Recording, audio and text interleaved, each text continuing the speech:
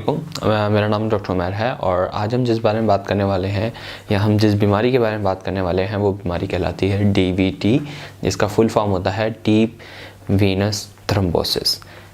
इस पूरी बीमारी की जो पूरी कहानी है वो इसके नाम में ही छुपी हुई है, डीप वीनस एंड थ्रोम्बोसिस। ठीक है, डीप कहते हैं किसी भी चीज़ को जो उससे दूर हो। मिसाल के तौर पे हम कहते हैं किसी कुएं को ये डीप है क्योंकि ये सतह है अर्थ की सरफेस से काफ़ी डीप है, ठीक है, यानी कि उससे दूर है।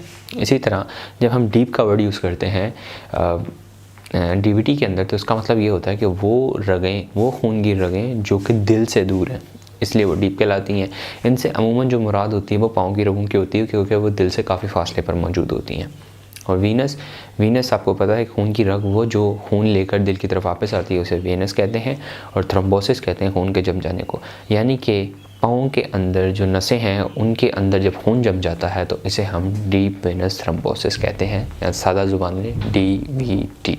ठीक है, डीवीटी बाज़ काफ़ी जो है वो ख़तरनाक भी हो जाता है क्योंकि जो खून का लोथड़ा है वो बाज़ वहाँ से टूट के, यानी कि जो खून जमा हुआ है वो टूट के जिस्म के किसी और हिस्से में जा सकता है और वहाँ की खून की सप्लाई यानी कि खून की रवानी मुतासर कर सकता है। अगर ये दिमाग में चला गया तो दिमाग में फालिज हो सकता है, अगर ये फेफड़ों में चला गया तो पल्मोनरी एम्बोलिज्म हो सकता है, उसकी वजह से खून की उल्टियाँ हो सकती हैं। तो मतलब डीवीटी खुद इतना प्रॉब्लम नहीं करता, लेकिन डीवीटी का अगर खून का जो टुकड़ा है वो टूट कर जिस्म के किसी और हिस्से में चला जाए, ठीक है, और वहाँ की जो ब्लड सप्लाई है यानी कि खून की सप्लाई बंद कर दे, तो फिर ये ज़्यादा प्रॉब्लमेटिक होता है। डीवीटी के मुतालिक तकरीबन वो तमाम सवाल जो एक इंसान के जहन में आते हैं, चाहे वो डीवीटी का मरीज़ हो या सिर्फ एक आम सी एक जनरल इन्फॉर्मेशन के लिए आया है वीडियो में, तो मैं अगर आप वीडियो में मेरे साथ एंड तक मेरे साथ रहे तो आई गारंटी यू कि आपके जहन में जितने भी डीवीटी के मुतालिक सवालात हैं उन सब का मैं जवाब दे दूँगा। ठीक है, तो स्टार्ट करते हैं। डीवीटी के सिम्टम्स जो है ना वो आमतौर पे 4 से 5 ख़ास ऐसी अलामतें हैं जो कि आती हैं डीवीटी के साथ। ठीक है, इसमें हो सकता है कि आपके जो पाँव हैं उनमें सूजन है स्टार्ट हो जाए, स्वेलिंग शुरू हो जाए। अब ये सूजन है एक पाँव में भी हो सकती है और दोनों पाँव में भी हो सकती है। मतलब अगर तो एक पाँव के अंदर खून का जो है वो लोथड़ा जम गया है या खून जम गया है तो फिर एक पाँव में सूजन होगी, अगर दोनों में जम गया है तो दोनों में होगी। और मैंने अपनी आज तक के मेडिकल करियर में कभी भी किसी इंसान को दोनों पाँव में सूजते हुए नहीं देखा। अमूमन खून जो है वो एक ही पाँव में जमता है। आपकी टांग के अंदर जो है वो पेन भी हो सकता है। ठीक है, अब ये जो पेन है ये क्रैम्पिंग पेन भी हो सकता है, यानी कि ऐसा दर्द जो कि मतलब कोई चीज़ घोंट रही है और चुभने वाला दर्द हो सकता है, या फिर ये जलन का एहसास भी हो सकता है। तो दोनों चीज़ें जो है वो इसमें पॉसिबिलिटी होती है। आपकी जो टांग है उसका कलर भी चेंज हो सकता है, डिस्कलरेशन हो सकती है। उसमें आपकी जो टांग है वो बेसिकली रेड कलर की भी हो सकती है, या फिर वो ब्राउन कलर की भी हो सकती है, या फिर वाइट कलर की भी हो सकती है। तो इसमें जो है ना आमतौर पर रेडनेस नज़र आती है। अगर रेडनेस ना हो तो डिस्कलरेशन किसी भी किस्म की हो सकती है, लेकिन आमतौर पर जो है वो डीवीटी के जितने भी केसेस देखे हैं मैंने, उनमें जो टांग होती है सूजने के साथ साथ उसका कलर भी चेंज हो जाता है। इसके अलावा जब कभी भी आप जो है वो डीवीटी के जिस भी टांग के अंदर डीवीटी हुई है, अगर वो चाहे सीधी टांग है या उल्टी टांग है, ठीक है, और उसके ऊपर अगर आप हाथ लगाएंगे तो आपको फील होगा कि वो टांग जो है वो दूसरी टांग के मुकाबले ज़्यादा गर्म है। ठीक है, उसमें थोड़ी सी जो है ना वार्मथ आ जाती है अफेक्टेड लंग के साथ। इन तमाम बातों के अलावा बाज़ क्या होता है कि डीवीटी ऐसा भी होता है कि इंसान को मालूम ही ना हो और उसको डीवीटी हो, यानी कि डीवीटी की अलामतें तो ये आ सकती हैं लेकिन बाज़ ऐसा होता है कि इसकी कोई अलामत आ ही नहीं रही होती। ठीक है, तो इंसान को पता ही नहीं चलता कि उसको डीवीटी है। तो ये चीज़ भी थोड़ा माइंड में रखने की ज़रूरत होती है कि बाज़ डीवीटी जो है बगैर अलामतों के साथ भी आ सकता है, लेकिन इसका मतलब ये नहीं है कि ये डीवीटी ख़तरनाक नहीं है। अगर ये खून जो है वो वहाँ से निकल के जिस्म के किसी और हिस्से में जा सकता है और उसकी वजह से मसले मसाइल भी पैदा हो सकते हैं। तो बेशक इसकी कोई अलामत नहीं आ रही, लेकिन स्टिल ये ख़तरनाक होता है। अगर हम बात करें कि आपको डॉक्टर को दिखाने की कब ज़रूरत है, तो डीवीटी के अंदर जो है ना बेसिकली इलाज आमतौर पर डॉक्टर ही करता है, इसका घरेलू कोई इलाज नहीं होता। ठीक है, बट स्टिल एक चीज़ ऐसी है जो आप कर सकते हैं, वो वीडियो के एंड में चल के मैं आपको बताऊंगा कि क्या ऐसी चीज़ है जो आपको डीवीटी होने से बचा सकती है। मैं कुछ वार्निंग साइंस के बारे में आपको बताऊंगा। ठीक है, अगर इनमें से कोई भी वार्निंग साइन आपको हो, मतलब ये ख़तरनाक साइन अलामतों में से कोई भी एक अलामत आपको आए, तो फ़ौरन आपको किसी भी करीबी हॉस्पिटल जाके दिखाने की ज़रूरत है। ठीक है, सडन शॉर्टनेस ऑफ ब्रेथ, यानी कि अचानक से आपका सांस फूल जाए।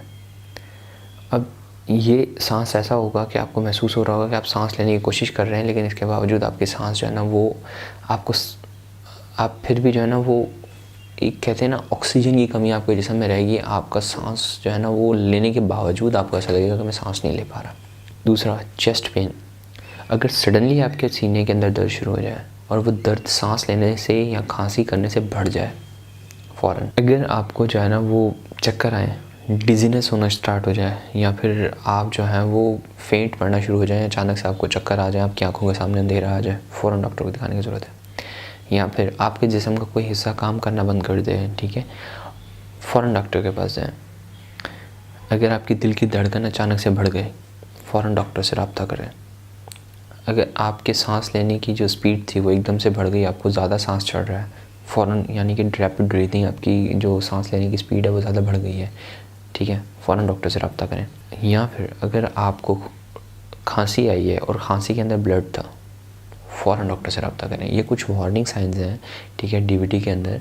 अगर ये आपको हो, उसका मतलब ये है कि जो खून जमा हुआ था आपके पाँव के अंदर वो टूट कर जिस्म के किसी और हिस्से में चला गया है और वहाँ पे मसले मसाइल उसने करना शुरू कर दिए हैं, ठीक है। तो इन वार्निंग साइंस में अगर कोई भी आपको वार्निंग साइन आ रहा हो, फ़ौरन अपने करीबी डॉक्टर से रब्ता करें। कॉजेज़ की बात की जाए या अलामतों की बात की जाए तो डीवीटी जो है ना उसकी अलामत कोई भी हो सकती है। ये ज़्यादा लंबे बैठने से लेके आपकी एक नॉर्मल मेडिकल हेल्थ कंडीशन भी हो सकती है, ठीक है। तो इसमें बहुत बड़ी वजूहात की लिस्ट है, तो उसमें हर किसी को तो मैं नहीं बता सकता, लेकिन ये कि कुछ बीमारियों का आपको बता देता हूँ। अगर जैसे कि आपको शुगर की बीमारी हो तो आपके अंदर जो है डीवीटी होने के चांसेस बढ़ जाते हैं, या फिर आप 3 से 4 घंटे से ज़्यादा लंबे अरसे तक बैठे रहो तो भी उसमें जो है ना वो आपको डीवीटी होने के चांसेस बढ़ जाते हैं।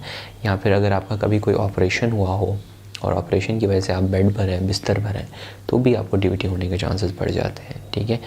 फिर कुछ और छोटी छोटी चीज़ें हैं जो कि आपको जो है ना डीवीटी होने के चांसेस में थोड़ा जो है वो चांसेस बढ़ा देती हैं। इसमें एज, अगर आपकी उम्र 60 साल से ज़्यादा है तो भी आपको डीवीटी होने के चांसेस ज़्यादा हैं।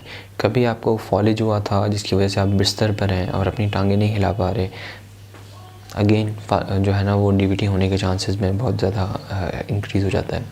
प्लस एक सरप्राइजिंग चीज़ आपको लगेगी कि प्रेगनेंसी, ख़वातीन जब हमल में होती है, प्रेगनेंसी में होती है, तो उसके अंदर डीवीटी होने के चांसेस बढ़ने जो है ना बहुत ज़्यादा बढ़ जाते हैं।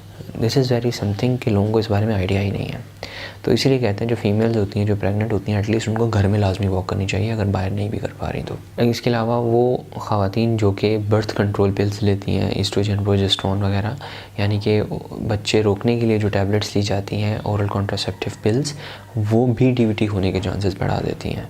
एंड एक मशहूर ज़माना चीज़, ठीक है, स्मोकिंग जो है ना यूँ समझें कि बीमारियों के लिए मैग्नेट है। हर किस्म की बीमारी भाग के आती है स्मोकिंग की तरफ, चाहे वो कैंसर हो या कोई भी चीज़ हो। तो इसमें जो है ना डीवीटी भी शामिल है। तो जो लोग स्मोकर्स हैं उनको डीवीटी होने के चांसेस भी बढ़ जाते हैं। और अगर आपको कोई दिल का मसला है, ठीक है, चाहे जैसे कि हार्ट फेलियर है या और मसले मसाइल हैं, तो जिन लोगों को दिल का मसला है ना उसके अंदर भी डीवीटी होने के चांसेस बढ़ जाते हैं। इसमें वजह क्या होती है कि जो दिल है वो तरीके से खून पंप नहीं कर पा रहा होता, ठीक है। दिल के पास सलाहियत इतनी नहीं होती कि वो अच्छे से खून पंप कर पाए, जिसकी वजह से जो खून होता है वो टांगों के अंदर जाके स्लो हो जाता है और उसकी वजह से खून जमने की सलाहियत बढ़ जाती है। याद रखिएगा, जब खून बहता रहता है वो जमता नहीं है, जैसे ही खून रुकता है वो जमना शुरू हो जाता है, ठीक है। तो अगर ये चीज़ आप देखें, जब कुर्बानी का जानवर अमूमन बकरा ईद पे जो है मुसलमान कुर्बानी कर देते हैं, तो उसका जो खून होता है वो जैसे ही जिस्म से बाहर आता है वो ठंडा पड़ने लग जाता है, यानी कि जमना शुरू हो जाता है। उसकी रीज़न ये है कि जब तक खून बहता रहता है वो पानी के फॉर्म में रहता है, जैसे ही खून रुका वो ऑटोमेटिकली जमना शुरू हो जाता है, ठीक है।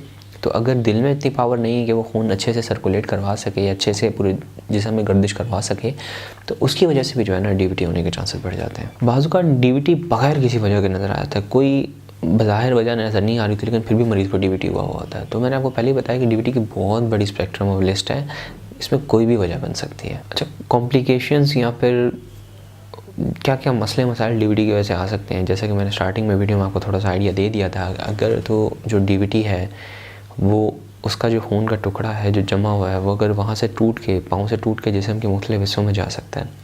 अगर ये दिमाग में गया तो फालिज करवा सकता है, स्ट्रोक करवा सकता है।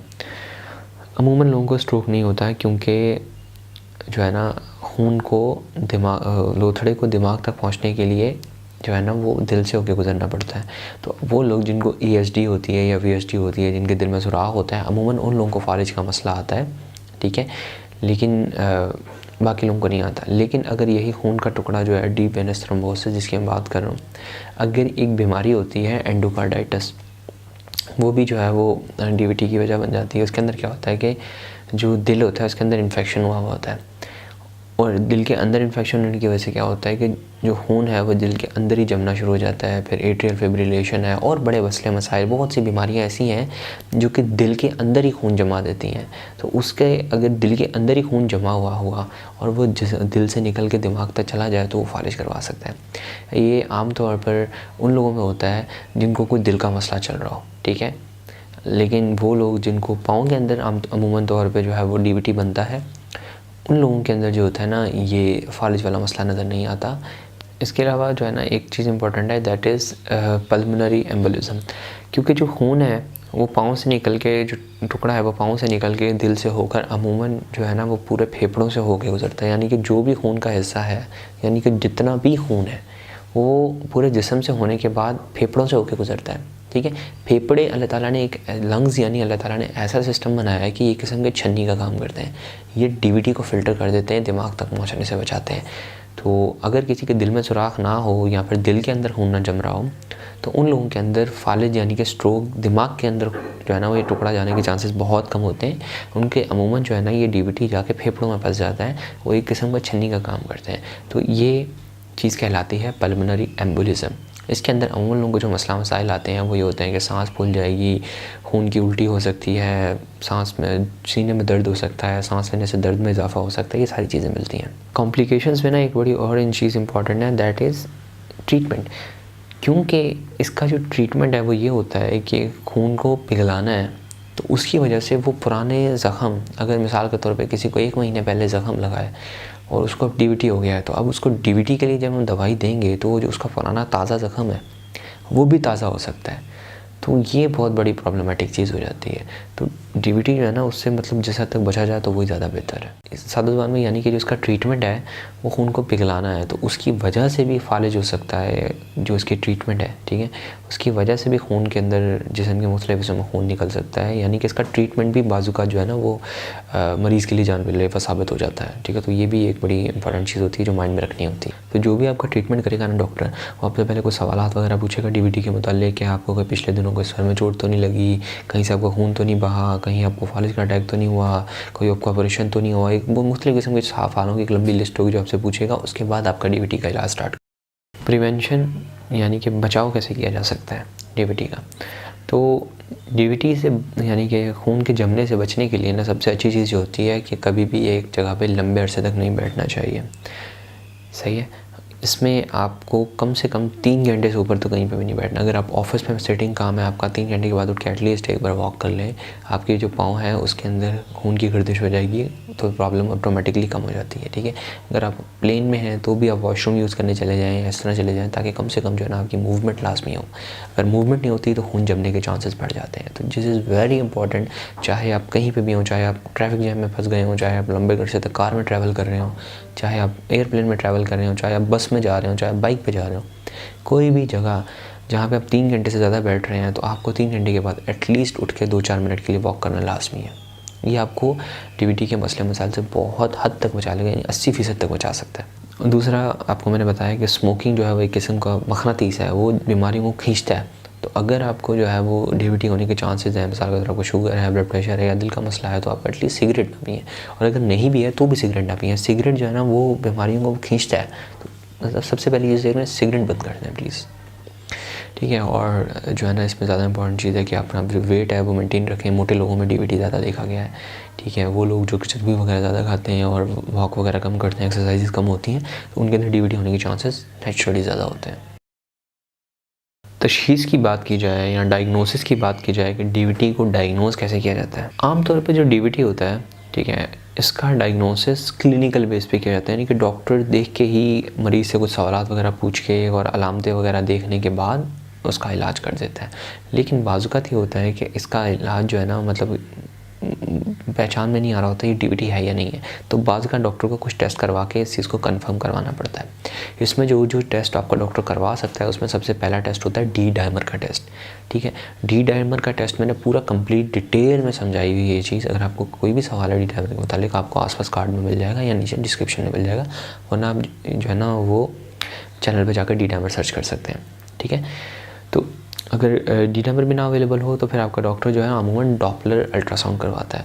अब डॉपलर अल्ट्रासाउंड क्या होता है ये भी मैंने कंप्लीट समझाया हुआ है, आपको आसपास कार्ड में मिल जाएगा या फिर डिस्क्रिप्शन में मिल जाएगा। ये ख़ास किस्म का अल्ट्रासाउंड होता है जो कि खून के बहाव को चेक कर सकता है, ठीक है। फिर आपका डॉक्टर जो है बाज़ूकात वीनोग्राफी भी करवा सकता है। अब वीनोग्राफी क्या होती है, इसमें एक ख़ास किस्म का केमिकल आपके खून में डाला जाता है और उसके बाद उसको चेक किया जाता है एक्सरे की मदद से, यानी कि फ्लोरोस्कोपी की मदद से।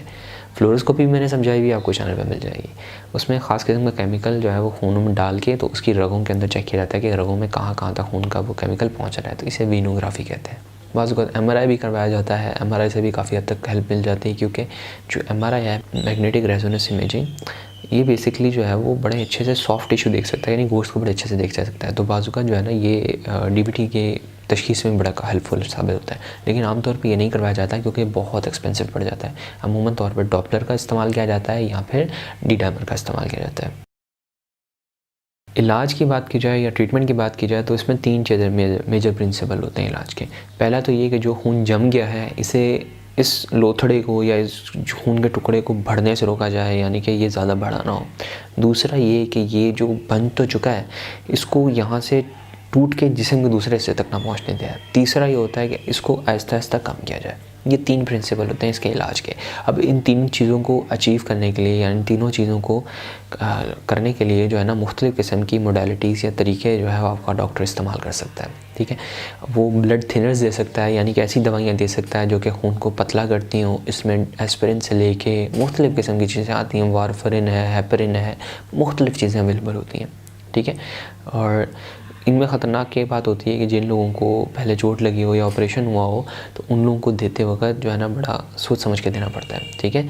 फिर आपका डॉक्टर जो है वो कुछ ऐसी दवाइयाँ भी दे सकता है जिसे क्लॉट, फिर कुछ ऐसी चीज़ें भी दे सकता है जिसे क्लॉट बस्टर्स कहते हैं। अब ये क्लॉट बस्टर क्या होता है कि जो क्लॉट आपका जो खून का लोथड़ा जम गया है इसको तोड़ेगा, यानी कि इसको फाड़ देगा। अब ये दवाइयाँ जो है वो पिछले से ज़्यादा ख़तरनाक होती हैं, क्योंकि अगर आपका कोई रिसेंटली 3-4 महीने के अंदर ऑपरेशन हुआ है या फिर फालिज का अटैक हुआ है तो ये उस खून के लोथड़े को भी तोड़ देंगी जो कि आपका खून ऑपरेशन के दौरान या फिर चोट के दौरान लगा था। तो इसकी वजह से वो ज़ख़म जब आपका पुराना हो गया था 1-2 महीने पहले तो ये दोबारा ताज़ा हो सकता है, ठीक है। ये उससे भी ज़्यादा ख़तरनाक होती हैं। फिर एक और चीज़ है जिसे फ़िल्टर्स कहते हैं। आमतौर पे इंफीरियर वेना केवा फ़िल्टर का इस्तेमाल किया जाता है। अब इंफीरियर वेना केवा क्या होता है, देखें आपकी जो पूरी खून की सप्लाई है लोअर लिम्ब से, वो एक बड़ी सी एक रग है जिसे वेना केवा कहते हैं। वो रीढ़ की हड्डी के पास से गुजर रही होती है और ये ऊपर दिल के पास जा रही होती है। तो इसके अंदर एक फ़िल्टर लगा दिया जाता है जो कि उस खून के लोथड़े को फ़िल्टर कर सकता है। तो यानी कि अगर आपकी टांग से कोई भी लोथड़ा निकल तो आया खून का टूट के, ठीक है, लेकिन वो दिल तक नहीं पहुंच पाएगा क्योंकि उसके दरमियान में एक फ़िल्टर लगा होता है। ये इंतहाई एक्सपेंसिव होता है और इस फ़िल्टर को लगाने के लिए भी एक ख़ास स्पेशलिस्ट की ज़रूरत पड़ती है। तो ये अमूमन तौर पे नहीं किया जाता और बड़े बड़े हॉस्पिटल्स के अलावा ये अवेलेबल भी नहीं होता, लेकिन ये सबसे अच्छा होता है, सही है। और इसकी इसी तरह एक सबसे सस्ता इसका इलाज होता है, वो होता है कंप्रेशन स्टॉकिंग्स, यानी कि समझे सादा ज़ुबान में मोज़े। वो मोज़े जो कि आपकी पांग को या टांगों को दबा के रखेंगे। उसकी वजह से क्या होता है, जो खून की रवानी है वो बेहतर रहती है। वो लोग जो कि ऑपरेशन हुआ है किसी का, जो बेड पर है या जिनको फालिज हुआ है या जिनकी कोई टांग वगैरह टूट गई है जिसकी वजह से वो बिस्तर पर है, जिनको पता है कि DVT होने के चांसेस ज़्यादा हैं, उस पर हम अमूमन ये इस्तेमाल करते हैं। ये अमूमन 1000 रुपये तक आ जाती हैं इजीली, ठीक है। पर्सनली मैं बड़ा इनका अच्छा फेवर हूँ क्योंकि गरीब के लिए बड़ा एक ब्लेसिंग है कि एक किस्म के खास सादा से मोज़ा होता है वो आप उसे पहना देते हो, उसको जो है ना हज़ारों और लाखों रुपए के इलाज से बचा सकती है चीज़।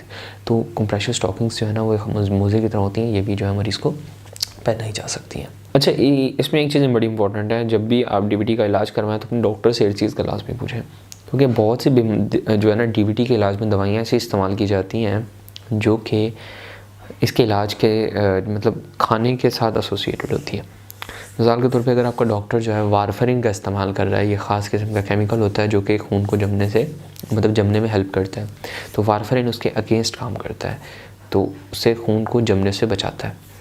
तो वो खुराकें जो कि विटामिन के जिसमें बहुत ज़्यादा मौजूद होता है, तो आपका डॉक्टर एडवाइस करेगा कि वो दवाइयाँ वो चीज़ें ना खाएं। मिसाल के तौर पे आपको डॉक्टर मना करेगा, स्पेनिश से मना कर सकता है, ठीक है, आपको बैंगन हो सकता है मना किए जाएँ, और मतलब इस किस्म की मुख्तलिफ़ चीज़ें जो है ना वो आपको डॉक्टर आपका मना कर सकता है, ठीक है। तो जब भी डीवीटी का इलाज करवाएं ना, अपने डॉक्टर के साथ बैठ के एक बार तमाम जो अपना डाइट प्लान है वो बनवा लें कि क्या क्या आप खा सकते हैं, क्या क्या आप नहीं खा सकते। ये चीज़ बड़ी इंपॉर्टेंट है।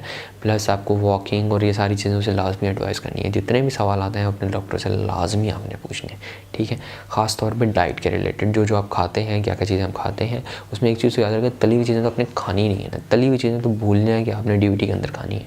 अगर आप खाएँगे तो फिर बड़े मसले मसाइल हो जाएंगे, ठीक है। तो that's it. I think so कि डीवीटी के मुताबिक जितने भी सवाल थे मैंने आंसर कर दिए हैं, ठीक है। अगर स्टिल आपके ज़हन में कोई सवाल है तो आप वो पूछ सकते हैं। और that's all. This is doctor Umair signing off. अल्लाह हाफ़िज़।